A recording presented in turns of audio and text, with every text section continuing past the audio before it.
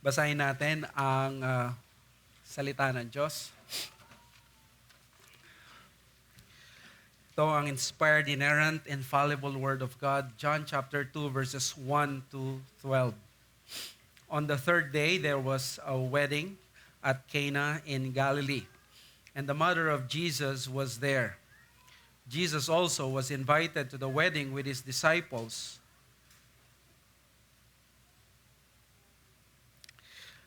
When the wine ran out, the mother of Jesus said to him, "They have no wine."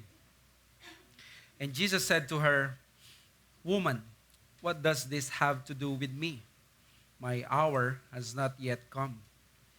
His mother said to the servants, "Do whatever he tells you."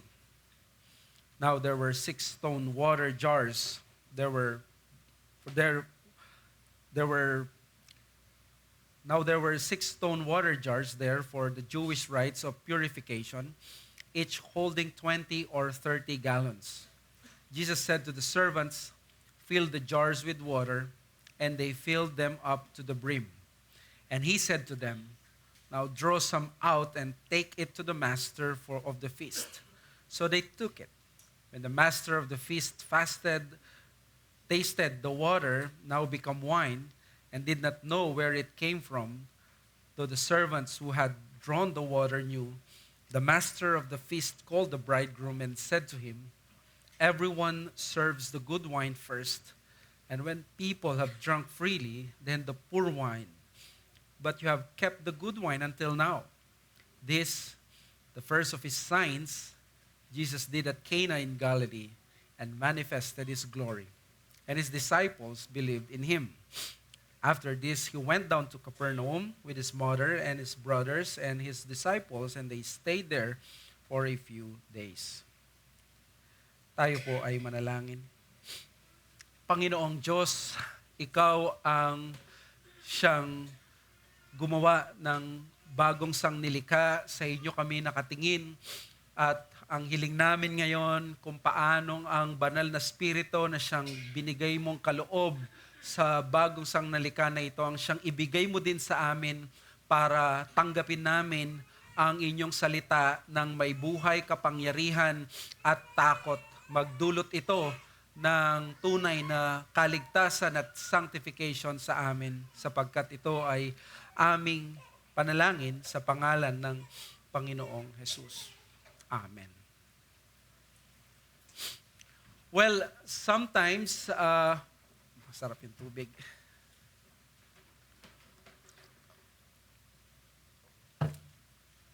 Thank you, Deacon. Well, sometimes it's good to use a little bit of our own stories so that malaman ninyo ng kaunti yung mga ibang bahagi ng history ng ating iglesia, especially when it is appropriate. Let me take you back noong 2010 or 2011. I think this was the very first time na pumunta dito sa church si Brother Jairus Misahon. It was his first visit. Kasama niya ang 2 kapatid na lalaki na hindi ko nababanggitin ang pangalan. At pupunta sila doon sa mission house kung saan naroon ang ministry. I was actually waiting for them, and then dahil hindi pa sila dumarating sa expected time ko, tinawagan ko si Jai. At sinabi niya, nag-explain siya. Ang narinig ko sa kanya, I wasn't really ready. Dahil ang sabi niya, nandito na sila sa San Simon, and actually malapit na sila doon sa place namin, pero dahil hindi pa siya nakapunta dito at wala pang Waze noon, ang tinanong niya yung kanyang kasama na pumunta na sa amin. Ang sabi niya, hindi ko rin kabisado yun, pero ang alam ko, meron doon na mga banderitas at mga humps. Nung narinig ko to, sabi ko, alam nyo ba na piyesta ngayon sa buong San Pedro at ang banderitas ay nasa buong barangay at ang mga humps ay nagsipagkalat sa buong San Simon. Well, thankfully, they safely reached our place and the rest was history for Brother Jai. dahil yung lugar ng San Simon, hindi lang siya magiging member doon ng SABC, tatagpuan din niya doon ang kanyang mapapangasawa. Well, sweet memories, di ba?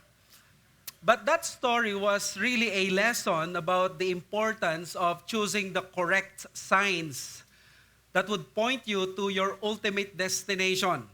Kung wala kang tamang signs, hindi ka lang madedelay sa iyong trip, probably you will get lost. Kaya dito sa story ni John about Jesus, gusto niyang ikwento sa atin ang kanyang person at yung kanyang work, katulad ng mga ibang gospel writers na nagsulat patungkol sa Panginoong Hesus. Pero ang pagkakaiba nila, si John, nagsusulat siya dito, decades after na natapos na ng 3 yung kanilang mga kwento.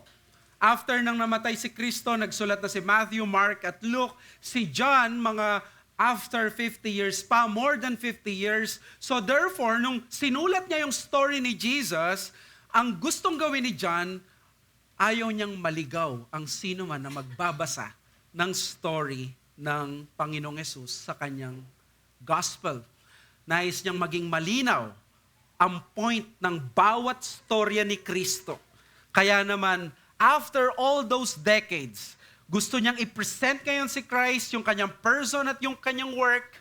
At according sa kanyang version, this time, He wants to make sure na hindi lamang kwento ang ibibigay niya, kundi ang mismong kahulugan ng kanyang kwento. Parang gusto niya sa atin, pag binasa natin ang Book of John or yung Gospel of John, hindi pwedeng may sarili tayong interpretation. Hindi pwede na magbibigay tayo ng sarili natin na comment dito na hindi naman niya inintend. Ito ang matinding gumulo sa maraming Kristiyano for hundreds of years. Di ba maraming mga charismatics at Pentecostals na nung binasa nila ang miracles ni Christ, ang interpretation nila ay, okay, nagpalayas ng demonyo si Kristo, yun din ang gagawin ko sa ministry ko. Nagpagaling siya ng may sakit, ganun din ang gagawin ko sa ministry ko. Binuhay niya ang mga patay, ganun din ang gagawin ko sa ministry ko. So therefore, may mga tao that when they read the Gospels and see the miracles of Christ, ang kanilang interpretation ay gagayahin, iduduplicate. Kaya naman si John, imbes na gamitin niya pagdating sa miracles ay yung typical words na ginamit nila Matthew, Mark, and Luke, which is the word dunamis, which is translated acts of power, or yung tetrata, that is the power pointing to the kingdom. Ang ginamit na word ay hindi dunamis, tetrata, ang ginamit niya ay yung word na semeia, signs. Signs, tanda, marka. Parang kung pupunta ka sa Baguio, makikita mo this way to Baguio. Pag nakapunta ka na doon sa SC Tex, makikita mo may papunta doon sa Clark, papunta ng Tarlac, kakanan at didiretso. Pag napuntahan mo yung sign na yon, hindi ibig sabihin nandun ka na sa Tarlac. Hindi mo rin iisipin na ikaw ay nasa Baguio na kapag nakita mo yung sign na this way to Baguio.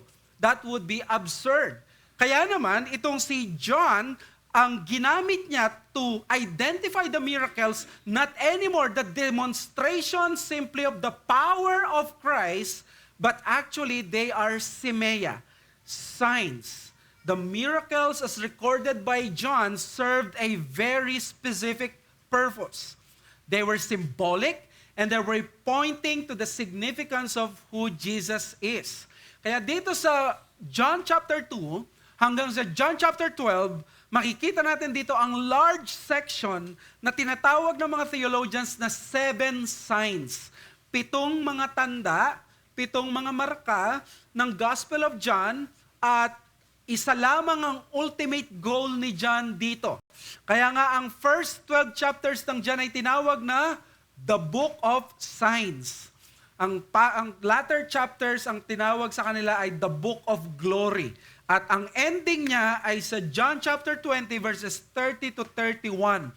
Now Jesus did many other signs in the presence of the disciples, which are not written in this book, but these are written so that you may believe That is the sign. That is the this way too. Ang ibig niya sabihin, nilikha ang mga miracles na to, nang sa gayon, hindi yung kopyahin mo sila, hindi yung magpalayas ka rin ng mga demonyo, hindi ibig sabihin, babuhay ka ng mga patay, katulad ng ginawa niya kay Lazarus, kundi so that you may believe that Jesus is the powerful one, He is the Son of God, siya ang pinadala ng Diyos, and that by believing, you may have life in His name. In other words, knowing Christ in His self-revelation through the signs and miracles ang ina-accomplish dito sa chapters 2 to 12. Kailangan makita natin yung glory manifested. Paano ba yung glory manifest? Pag nakita natin, naisip natin glory manifested, parang isang nasa langit na spiritual being na may ilaw, nakakasilaw, yun ang tingin natin. Pero hindi ganon ang interpretation ni John. Yung glory na ma-manifest, na glory ni Christ na ma-manifest dito is how Jesus conducts His ministry. If He is really a prophet, sa Old Testament, ang mga propeta, meron silang revelation, meron silang miracle signs, meron silang milagrong kayang gawin para patunayan na sila ay pinadala ng Diyos. This is the Gospel of John that allows us to see the proper signs that point us to the glorious person and work of Christ. This is the proper way to see Christ in unmistakable glory as the Son of God, and the proper way to see Him as the Messiah servant of Israel prophesied in the Old Testament. Now, that is the introduction ng ating malaking section na kukunin. Now, if you are starting to mention the 7 miracle signs of Christ, siguro kapag ang ginawa ng Book of John, si John, no, magbabanggit ako ng mga milagro na magpapatunay na si Kristo ang Messiah at nang sa gayon, walang duda, maniniwala na sila kagad sa Panginoong Yesus. Siguro kung may 7 signs ka, ang gagawin mong first sign, ang ilalagay mong unang milagro doon ay yung pinakamatindi. Yung pasiklab, yung nakakagulat na kagad. Hindi pwedeng yung usual na miracle na madaling makopya o kaya naman. Kailangan kasi breathtaking, di ba? Makapagpigil hininga. Siguro, i-expect natin sa unang sign na ibibigay ni John para may pakita that Jesus truly is the Son of God, so that believing in Him, you will have eternal life in His name. Siguro, makikita natin, magpapagaling ba siya ng napakaraming sakit sa harap ng maraming tao para palakpakan siya? Bubuhayin ba niya ang isang patay sa harap ng maraming tao? Well, obviously, sa binasa natin sa John chapter 2 ay hindi. Ang ginawa lang ng Panginoong Yesus sa John chapter 2 bilang first sign ay actually parang sa ibang tao very disappointing kung yun ang gusto mong maging unang tanda na si Kristo ang tagapagligtas. Anong ginawa ba ni Jesus? Well, pinagbigyan lang niya yung kanyang ina na nagre-request na gawing mong alak yung tubig, or mag-produce ka ng alak, at ang ginawa niya, yung tubig ginawa niyang alak. Well, at tapos, kung mapapansin ninyo, nagkaroon pa sila ng debate doon sa nanay niya at sabi niya, "Woman, my hour has not yet come." Which means, hindi ko pa ito panahon. Ang point dito is pwedeng, shh ka muna, sikreto muna. Paano na yung nakapanggigilalas? Paano na yung malawakan at yung makapagpigil hininga na milagro? Ang ginawa lang pala niya ay pagbibigyan siya sa kanyang request at hindi man ito pinaalam except sa kanyang mga disciples. In fact, hindi ito pinag-usapan na, alam mo ba, ganito, ganyan. Ang nakakita yung mga servants, pero tingnan mo, pati yung master of ceremony, ay sabi doon, nagulat pa siya at sinabi niya sa bridegroom, lahat ng mga naghahanda, yung masarap na alak ang siyang inuunang iserve. Pero bakit, sa gayon, pag nalasing na sila, ay yung panglatak na lang ang binibigay, pero bakit ikaw yung panghuli, yun ang binigay mo, yung pinakamasarap at sobrang tamis?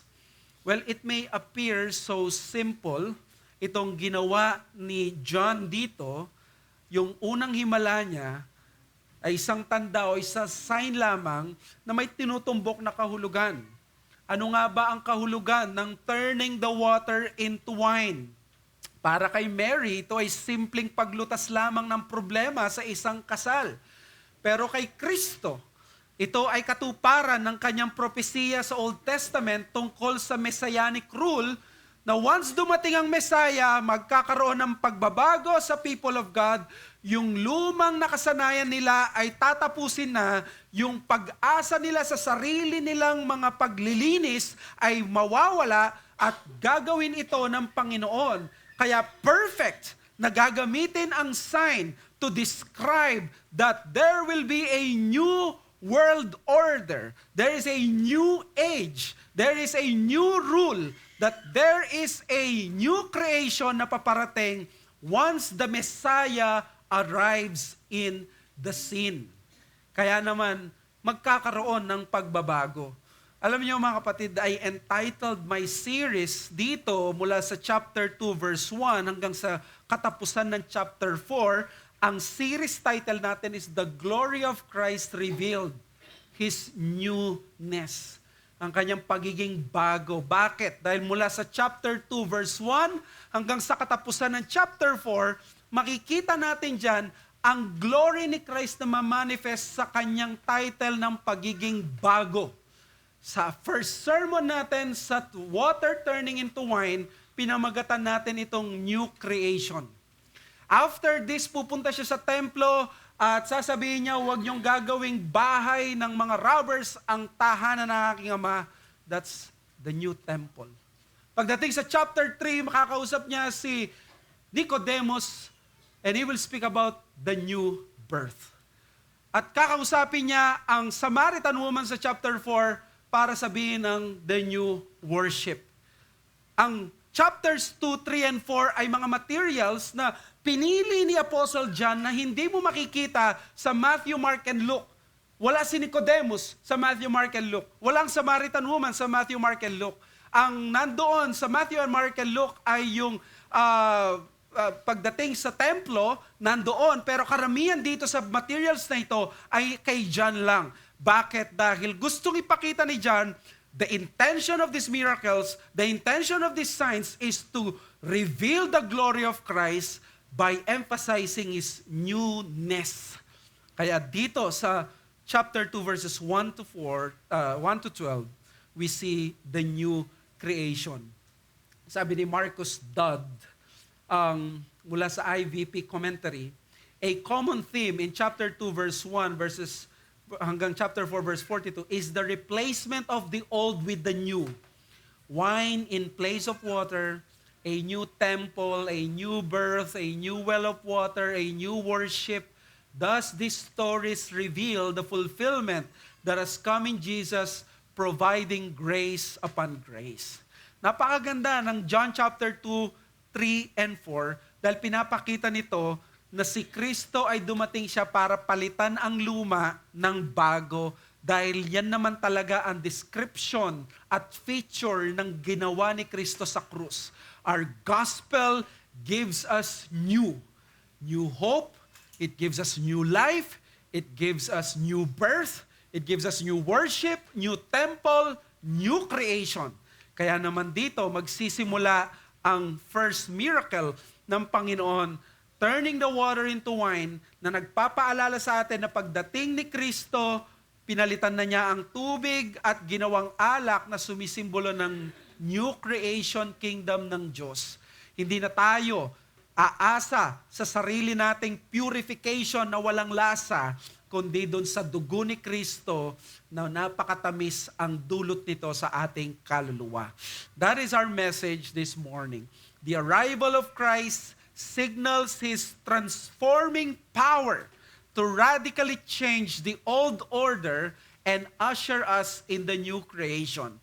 The arrival of Christ signals His transforming power to radically change the old order and usher in the new creation. Gusto kong i-emphasize yung transforming power at saka yung radical change. Dahil nung dumating si Kristo, kung paanong radical ang pagbabago ng tubig sa alak, ganito rin ang gagawin ni Kristo at ginawa ni Kristo. Radical din ang kanyang effect sa mundo.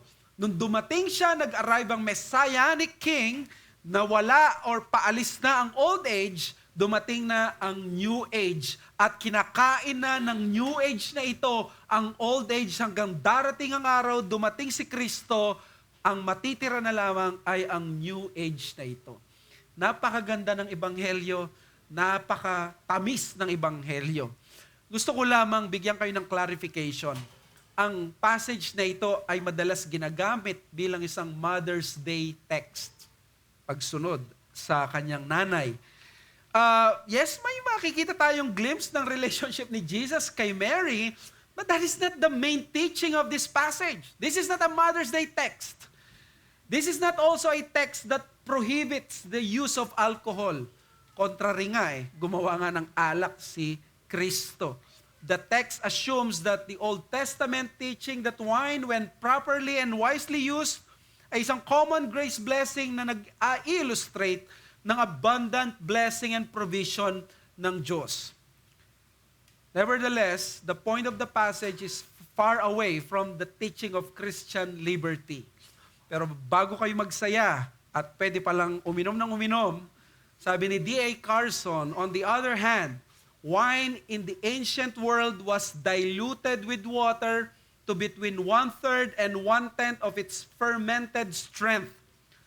That is, something less strong than the American beer. Undiluted wine, about the strength of wine today, was viewed as strong drink and earned much more disapprobation. Yung wine na undiluted, kasi yung iniinom nilang wine dito ay mas malabnaw kaysa sa wine na ginagamit ng Amerika, yung American beer. That's just the comparison of D.A. Carson. Kaya doon sa Proverbs, ang strong drink ay dinidiscourage dahil nakakapagdal ng senses at nag-earn ng much disapprobation.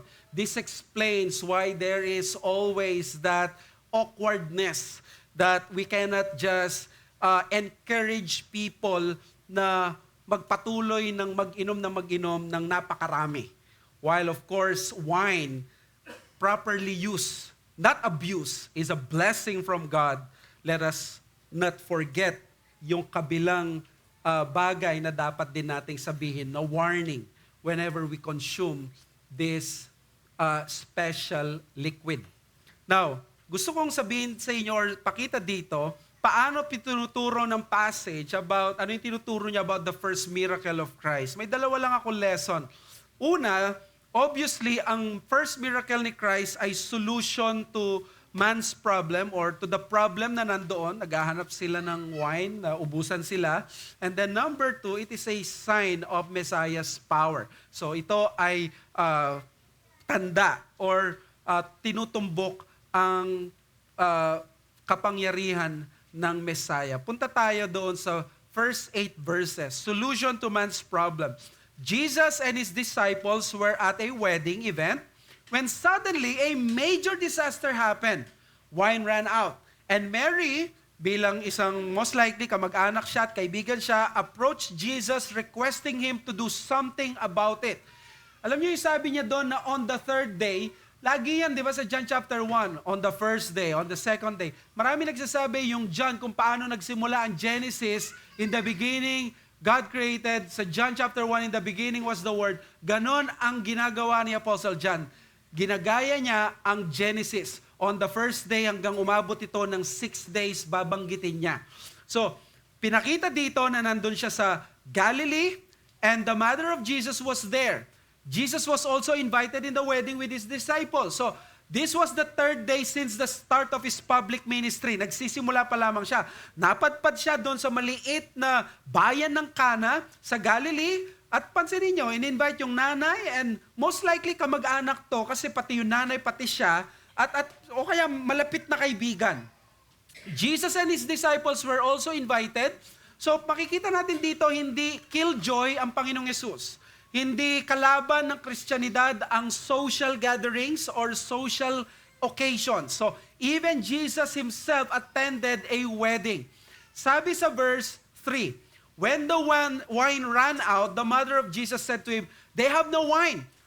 nung maubusan ng alak, ang maubusan ng alak sa isang okasyon ay hindi isang simpleng bagay tulad ng panahon natin ngayon.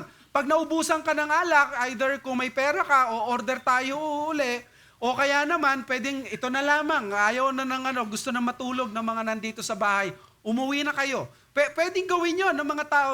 Pero noong ancient time, hindi gano'n ang mga weddings. Ang mga weddings ay very important at major events sa isang community, and usually naglalast ng isang linggo ang celebration hanggang lumagpas sa isang linggo. At dahil bahagi din ng kanilang celebrations ang alak, expected sa isang groom at sino man naghahanda, kung kanino man nakatoka yung alak na yon, make sure enough yung alak, wala pang mga juice dito, wala pang Four Seasons, wala pa kayong mga iniinom na kung ano nung sagot gulaman or kung yung mga nabibili natin ngayon na kakaiba. Ang mga weddings noon ay lagi na dahil pwedeng dangerous ang tubig, dahil nga ito ay pwedeng makasakit ng tiyan, mapapahiya lalo yung tao na nag-invite, kailangan ay may enough na wine. At ang culture nila ay isang hospitality culture, Middle Eastern culture. Malaking kahihiyan ang maubusan ng pagkain at mawalan ng alak kapag dumating ang mga bisita mo. Buong village ay invited pagdating sa kasalang ito. Pasalamat kayo ngayon ng mga nagpapakasal, hindi nyo kailangang imbitahan ang buong scriptural village.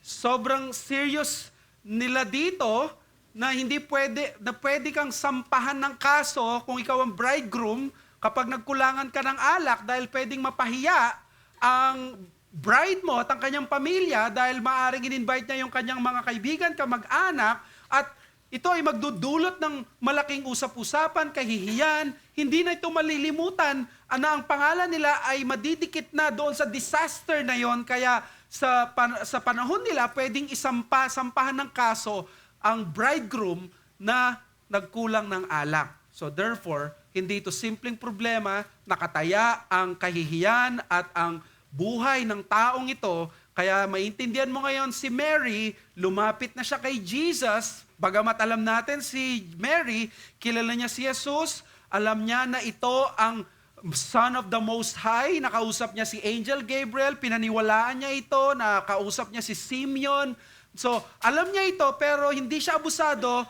Alam niyang hindi niya gagamitin ang mga bagay na ito kung hindi kailangan, pero dito nakita ni Mary na malaking kahihiyan kung hindi siya mag-step up. So, nag-step up siya at pumunta siya kay Jesus. The mere fact na pumunta siya kay Jesus at hindi kay Joseph, most likely ay patay na itong si Joseph. At si Jesus ang panganay na lalaki, so therefore, siya ang nakatask na mag-solve ng problema kasama ng kanyang nanay.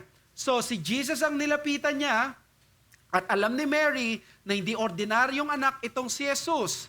At sabi sa verse 4, Jesus said to her, "Woman, what does this have to do with me? My hour has not yet come." Well, marami ang nagugulat dito sa sagot ni Jesus dahil mukhang napakawalang galang naman ni Jesus dito. Pero alam natin si Jesus, kailanman hindi siya naging rude, discourteous at impolite. Hindi siya kailanman na nagkasala at nag-break ng fifth commandment. Bakit? Kasi si Jesus, yung word na woman na ginamit niya ay hindi isang rude term pagdating sa kanilang culture. Hindi siya masamang term, pero hindi rin siya ganong ka-sweet na term. Ang tanong, bakit hindi siya naging sweet? Ba't di niya tinawag na mother? Mapapansin nyo yung difference. Dahil sa chapter 2, pag pumunta siya sa temple, sasabihin niya, "Ginawa ninyong bahay na magnanakaw ang bahay ng aking ama." Yung kanyang ama tinawag niyang father, yung Diyos tinawag niyang father, this time, ang mother niya tinawag niyang woman.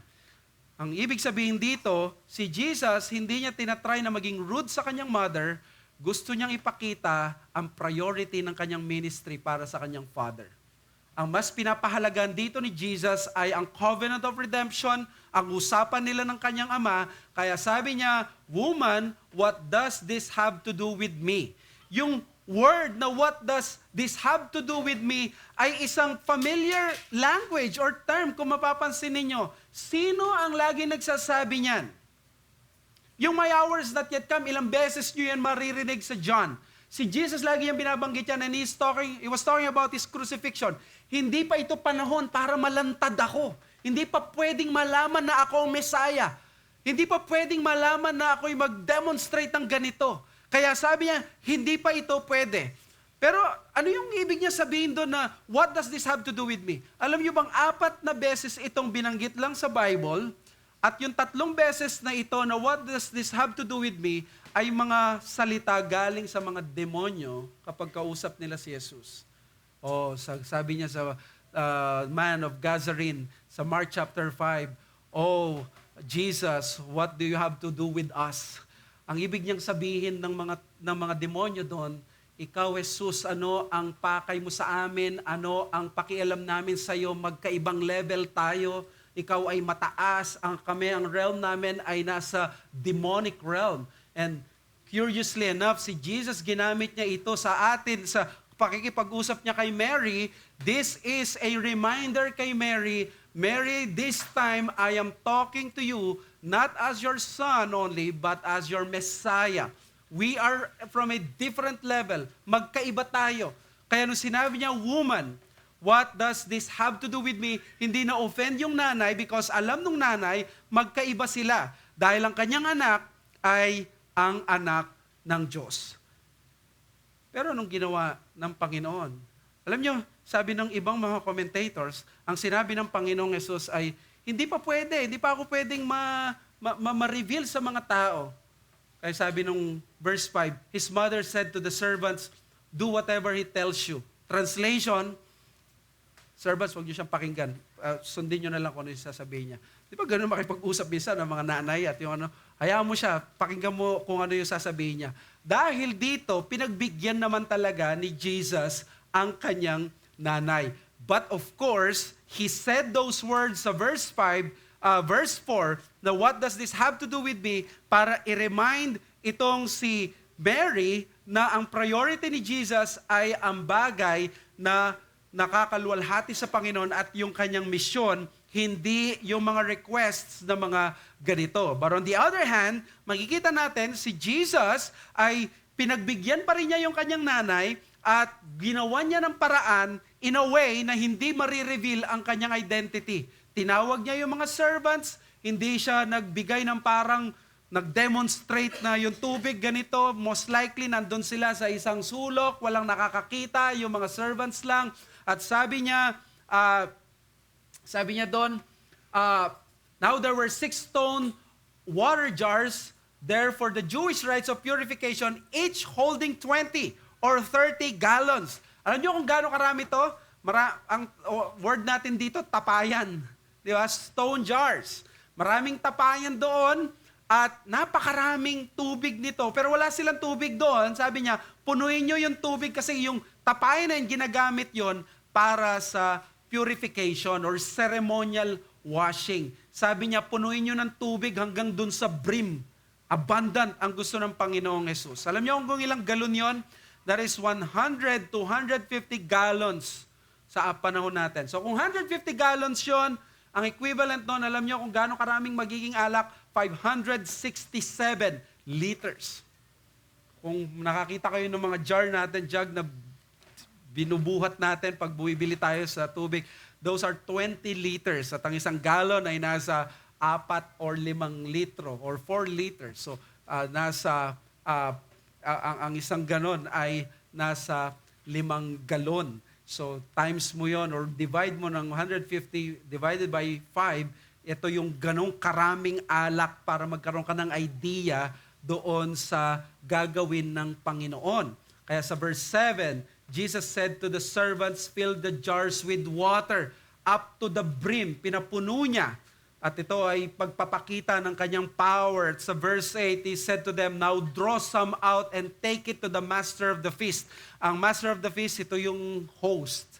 Kung anong pangalan ng host? Master of ceremony, master of feast. Siya yung nangyangalaga. Siya yung parang kanang kamay nung bridegroom para hindi siya mahirapan sa pag-aasikaso ng bisita. At of course, nakikita natin doon, nagulat sila, napakatamis ng alak.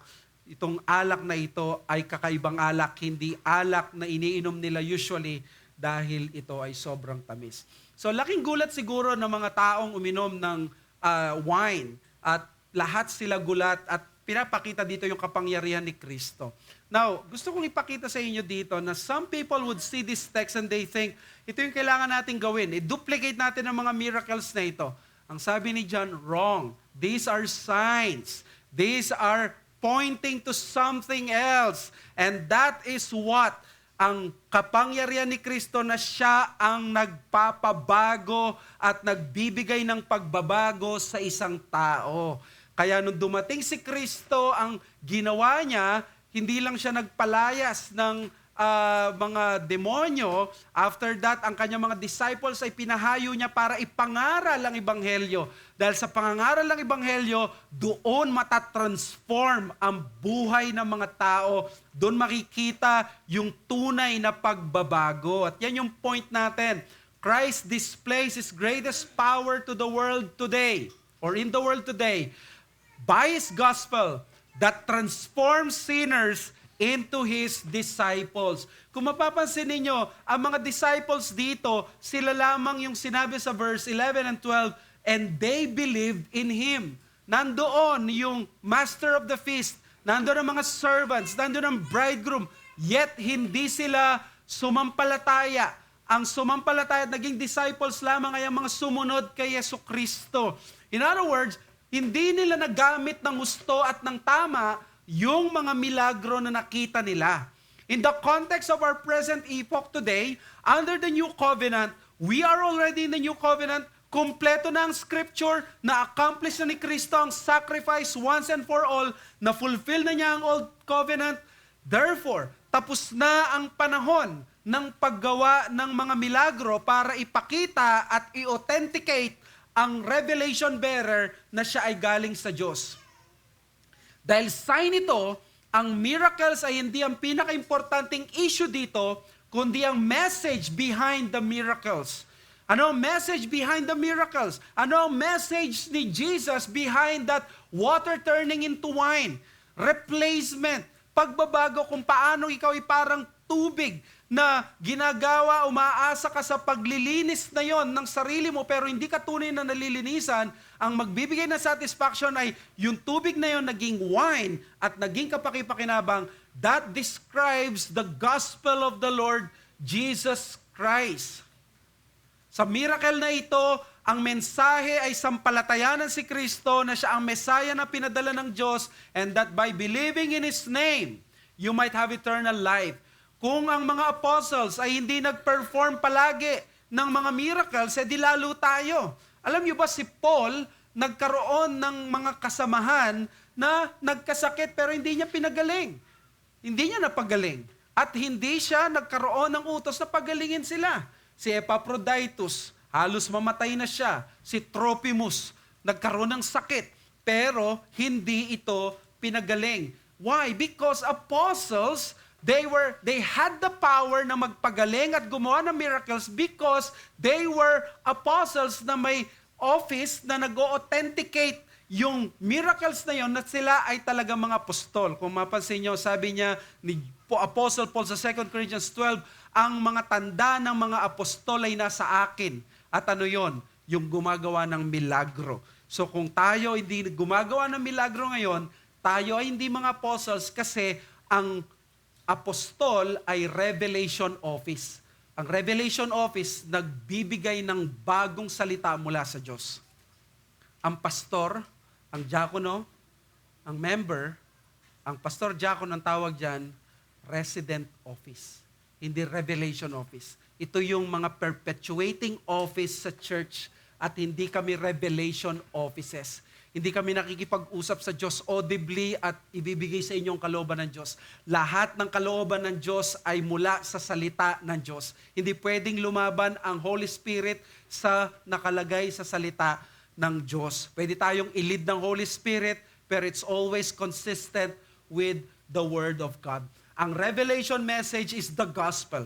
At ang gospel na ito ay si Kristo, tinupad niya ang lahat ng kautusan na nire-require ng Diyos para sa atin at siya ay namatay para tanggapin ang parusa ng mga makasalanan mula sa Diyos at siya inilibing para sa ating mga kasalanan. At ang sabi ng Biblia, ang ebanghelyong ito ni Kristo, ang power of God unto salvation.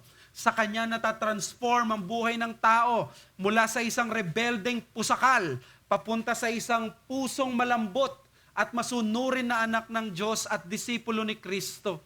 Ganito ang tunay na milagro ngayong New Covenant.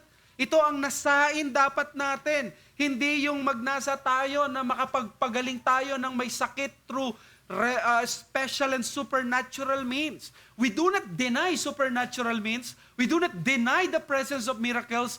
This is the world of God.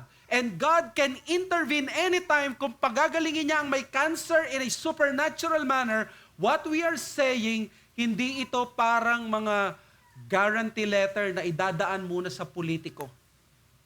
Hindi muna dinadaan ito sa mga tao.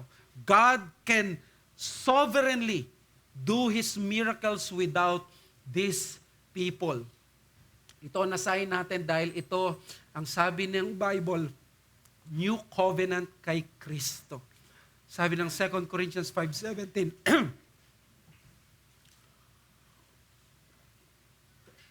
if anyone is in Christ, he is a new creation. The old has passed away, behold, the new has come. Ito yung explain kanina ng ating presider. Pero alam nyo, sa Greek, hindi niya sinasabing is a new creation.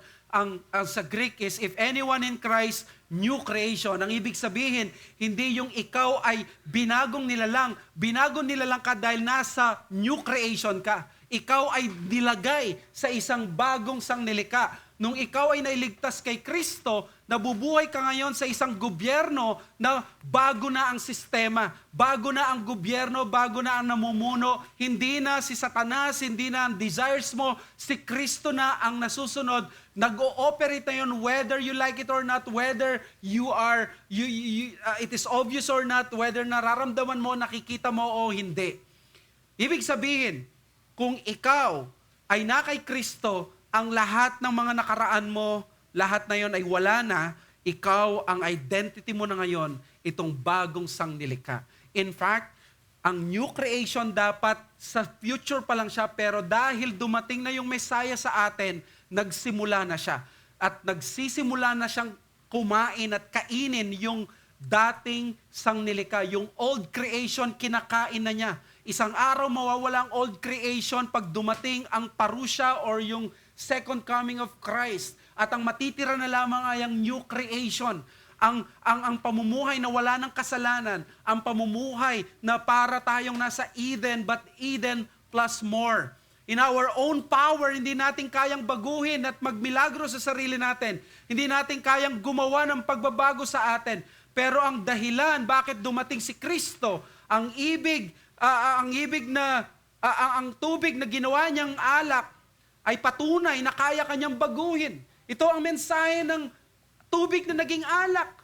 Kung ang tingin mo ay napaka-imposible na mabago ka mula sa isang taong palamura, sa isang taong mapag-isip ng masama, sa isang taong mapagnasa, sa isang taong punong-puno ng kasamaan sa isip, sa sarili, sa kanyang salita, sa kanyang gawa, punong-puno ng galit, punong-puno ng inggit, punong-puno ng lustful thoughts, punong-puno ng kasalanan, ng mga bagay na ganito, na parang ito na nakasanayan mo, tandaan mo, kay Kristo may kapangyarihan. Kung paano ang tubig naging alak, ganyan ang gagawin ng Diyos sa'yo. May pag-asa sa Ebanghelyo ni Kristo. Pag tumingin ka sa sarili mong gawa, sa sarili mong lakas, walang mangyayari sa'yo.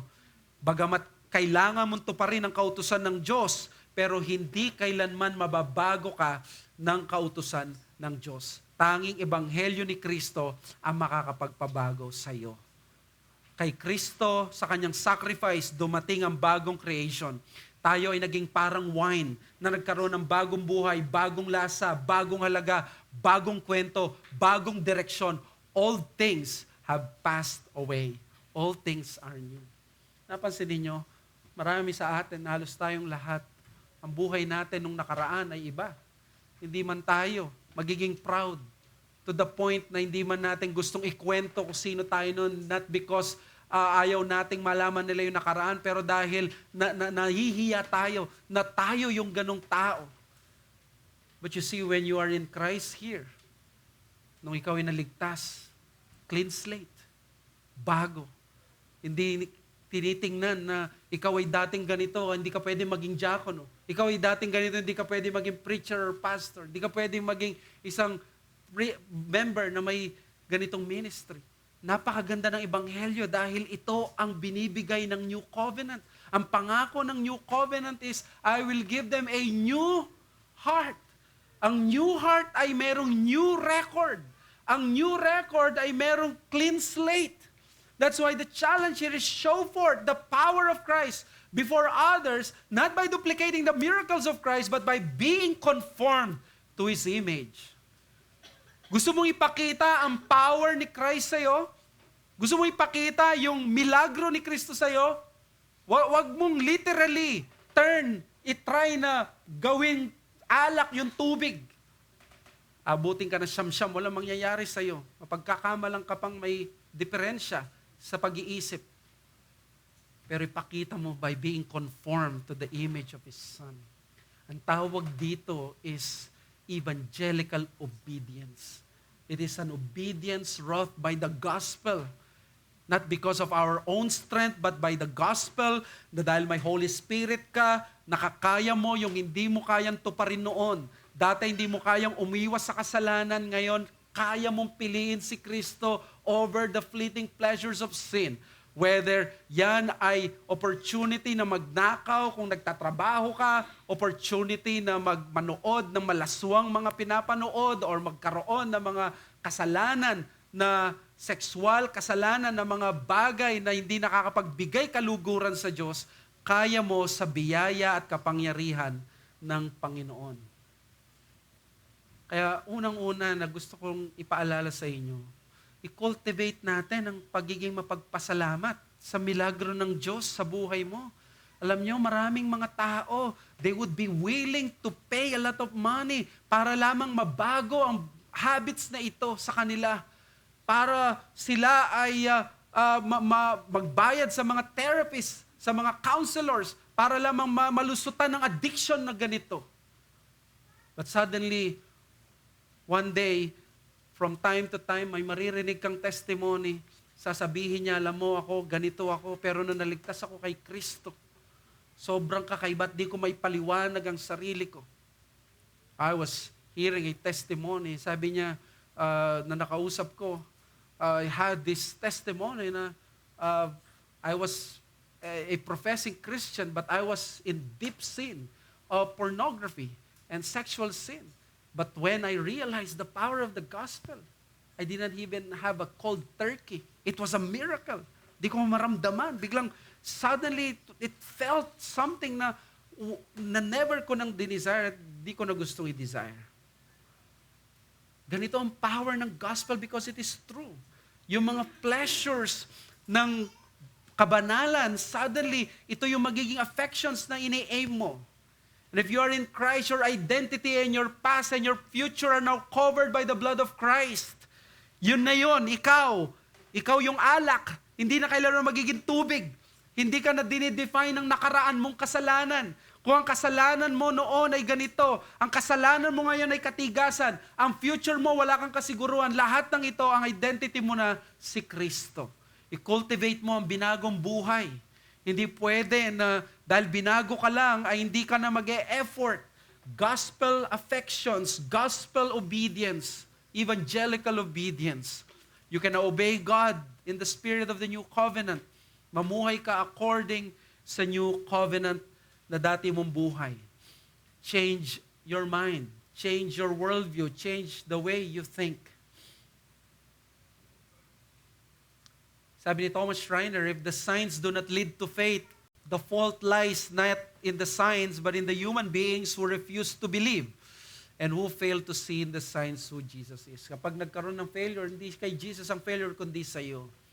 On the other hand, dapat maging katulad din tayo ni Mary. Na si Mary, nakita natin, in the words of Brian Chappell, she gave to God anything and yet yielded to Him everything. That is Mary. She gave to God everything, anything, and she yielded to Him everything. Ipaubaya natin sa Panginoon. Di si Mary, ang finest example natin dito, si Christ. Nung sinabi niya sa cross, sabi niya, I commend to you my spirit. Ni-yield niyang lahat sa Ama. At nawa magkaroon tayo ng ganitong biyaya mula sa Diyos. Bilisan ko lang sa verses 9 to 12, the sign of Messiah's power. The gospel writer gave us the proper interpretation of the miracle of turning the water to wine to manifest His glory.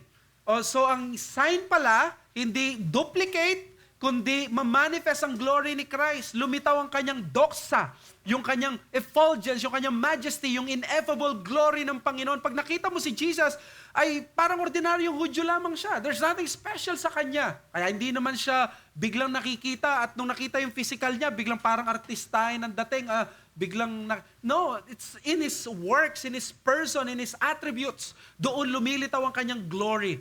Sabi niya sa verse 9, when the master of the feast tasted the water now become wine and did not know where it came from, sabi niya doon, the master of the feast called the bridegroom and said, everyone serves the good wine first, and the people have drunk freely than the poor wine, but you have kept the good wine until now. And then, yun yung ending. Kakaiba. Something was different. Something was supernatural. That was Jesus. He is the Messiah. Nandyan na ang Messiah, so therefore meron ng new order. The old order na nandun na. In-specify ni John yung sinabi sa verse 6 or verse 7 na yung ceremonial purification. Nililinis nila ang sarili nila. We know that in the Old Covenant, hindi pwedeng makapagpalinis yun ng konsensya, hindi pwedeng makapagpalinis yun ng kasalanan, ng kanilang kaluluwa. But here comes the wine. Ang wine na ito, alam natin, magiging symbol ito ng blood ni Jesus Christ na siyang mag-aalis ng kasalanan ng sanlibutan. And by the way, kasasabi lamang sa John 1:29, bago dumating ito, that Jesus is the Lamb of God who takes away the sin of the world. Perfect combination na pinakita sa atin. So therefore, sabi sa verse 10, sa verse 11, this, the first of His signs, Jesus did at Cana in Galilee and manifested His glory, and His disciples believed in Him. Sumampalataya po siya. Sabi ni Salvaggio, in the first sign, Jesus was declaring the end of the Old Covenant Judaism, setting forth His new covenant. Ang pinakita rin niya, pinrovide niya yung best wine because at the end of the day, Jesus dito ay isa lamang siyang guest sa isang bridegroom, but there will come a time that this wedding will anticipate and will look forward to the greatest wedding where Jesus is no longer just a visitor or guest. He will now become the bridegroom, and there would be an abundant feast because the wine was abundant, 567 liters enough para sa buong bayan. Pagpapakita that the new covenant ay sobra-sobra umaapaw. The wine was the finest quality, pinakamasarap, satisfying.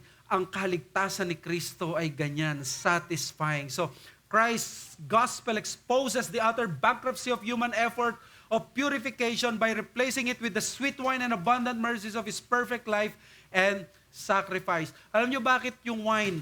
Sa Isaiah chapter 25 verse 6, pinrophesy na ang Messianic age ay mapupuno ng aged wine na refined at ito ay i-enjoy ng people of God. Sabi niya, on this mountain the Lord of hosts will make for all the peoples a feast rich food, a feast of well-aged wine, of rich food full of marrow, of aged wine well refined. And He will swallow up on this mountain the covering that is cast over all peoples, the veil that is spread over all nations. He will swallow up death forever, and the Lord God will wipe away tears from all faces, and the reproach of His people He will take away from all the earth. The Lord has spoken. Ang wine ay magiging reminder, nandun na sa Messianic age tayo, at time na for celebration dahil kasalan na. The wine reminds us na ang paghihirap, ang sacrifice, ginawa na ni Kristo, celebration na lang ang sa atin. Ang wine na yon ay binibigay sa atin para sa Panginoon. Ano yung sabi ni Clive Staples Lewis? God doesn't do parlor tricks. Ang ibig sabihin niya, He doesn't perform miracles just for the purpose of amusing or impressing us. Hindi nagpa-parlor tricks ang Panginoon. Hindi siya magmi-miracle ng ganito nang wala. So bakit sa John, sa verse 11, sinabi niya, the first sign manifested Jesus' glory. Bakit lumitaw ang glory doon lang sa wine na yan? Ano ba special dito? Alam niyo mga kapatid, bilisan ko na lang tong sa glory na ito. Kailangan ko lang itong mapasadahan. Don't you know, sa Old Testament, si Moses nag-request na makita yung glory ni Yahweh. Pero ang pinakita lang ni Yahweh ay back parts. And this was Moses, the mediator of the Old Covenant, yet not still gaining and being granted the clearance, the heavenly privilege of seeing the glory of God. But in the New Covenant, John is telling us through this miracle, God has given to us in full what He withheld from Moses. He has manifested His glory, the glory of Yahweh, through the sign of the water turned into wine. Ibig sabihin, kung hindi mo susundan ito at tinutumbok ng sign na ito na water being turned to wine, hindi mo makikita ang glory ni Kristo. Tanging sa New Covenant mo lamang makikita at makikilala ang ganitong paraan ng Diyos kay Kristo Jesus. Kaya kung wala ka pa sa new creation, mananatili kang bulag sa glories ni Christ. Hindi mo mabubuksan ang iyong mga mata sa kanyang beauty, sa kanyang glories, excellencies, divine attributes, holiness, purity. Hindi siya magiging worth it at worthy sa iyo at ultimate sa iyo. Kung wala ka pa sa kanyang new creation, siya ay mananatiling boring, pabigat, killjoy, at mapagkait. But God forbid that we would think Christ that way. The mere fact na sabi niya, fill those jars to the brim, and 567 liters, the new creation is an abundant mercies of God. Buksan natin ang mga mata natin, mga kapatid. Hindi tayo pinaparusahan ng Diyos sa New Covenant. Sa New Covenant, biyaya, buhos-buhos. The mere fact ng ikaw ay may church, may kapatid, may kaibigan, may Bible na nabubuksan, may Holy Spirit na nananahan, may songs na nagbibigay ng encouragement sa iyo, merong mga rebuke, may preaching, lahat ng yan, those are abundant glories of God. Open your eyes to the glory of God by taking part of the abundant wine of Christ's mercies offered to you. Just to conclude, Revelation 19:7, let us rejoice and exult and give Him the glory, for the marriage supper of the Lamb has come, and His bride has made herself ready. Ang wedding na ito, pointing sa Panginoong Jesus, sa kanyang bride at sa kanyang marriage. But what if hindi ka magpa-participate sa marriage supper of the Lamb? Anong iinumin mong wine? Merong wine na nakalaan para sa'yo. Kung hindi ka iinom ng wine sa wedding ng Panginoong Jesus at dun sa wine na binigay niya. Nasa Revelation 14:10, you will drink of this wine.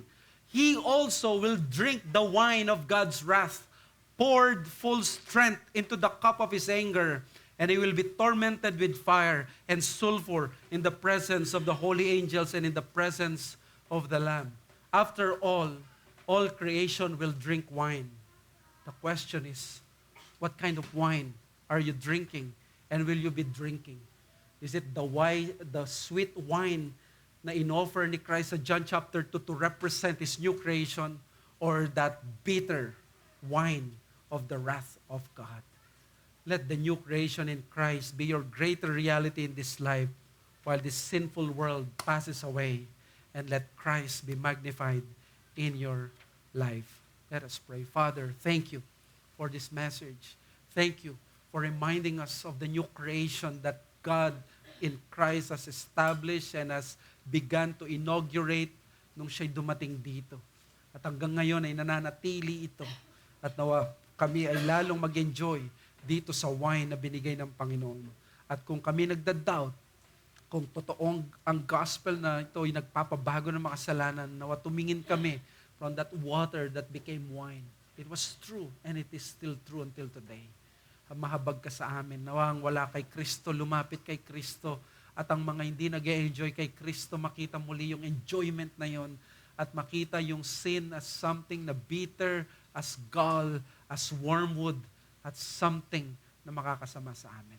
Maraming salamat, Lord, for letting us have that wine. Especially this afternoon, we will be reminded of this blood of Jesus when we will partake of the wine, the sweet wine of the new covenant being given to us in the Lord's table. Salamat, Panginoon, meron kaming ganitong reminder. And may you glorify your name in our lives. In Jesus' name we pray. Amen.